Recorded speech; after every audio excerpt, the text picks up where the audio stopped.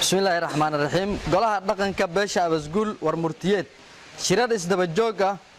oo soo gabagaboobay maanta oo ay taariikhdu tahay 2 bisha 8aad 2020 oo ay beesha abasguul jidwaaq absame kuumada yeelatay dal iyo dibad waxaa ka soo baxay war murtiyeedkan hoos ku xusan bogaadin beeshu waxay bogaadinaysaa nabadeynta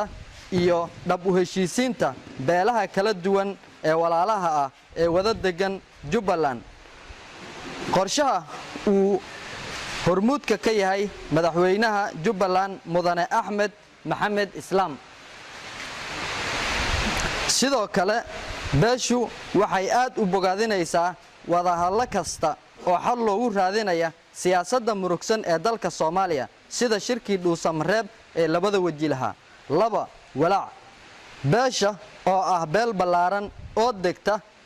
deegaanada Jubbada Hoose iyo Jubbada Dhexe waxay walaac aad ah ka muujinaysaa matalaad la'aanta siyaasadeed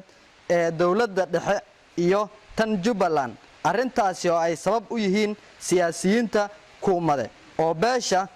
gabi ahaanba ka mamnuucay inay ka soo muuqata mansab walba oo ay lahayd dawlad goboleedka Jubbaland dacwad ka dhan ah kursi baarlamaan federaal oo tirsigiisu uu yahay HOB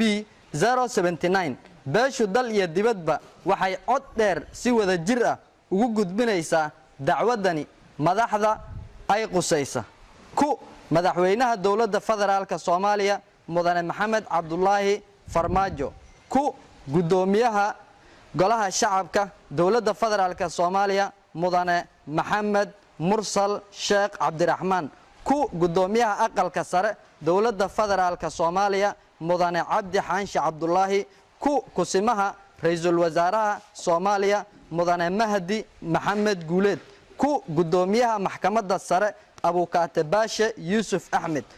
guddiga xalinta khilaafaadka baarlamaanka federaalka Soomaaliya gudoomiyaha guddiga madaxa bannaan ee doorashooyinka qaranka Marwa Xaliima Ismaaciil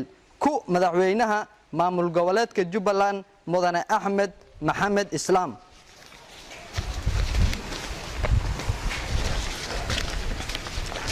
salaadiinta beesha kuumade ujeedo dacwad kursi baarlamaan federaal Soomaaliya oo uu tirsigiisu yahay HOB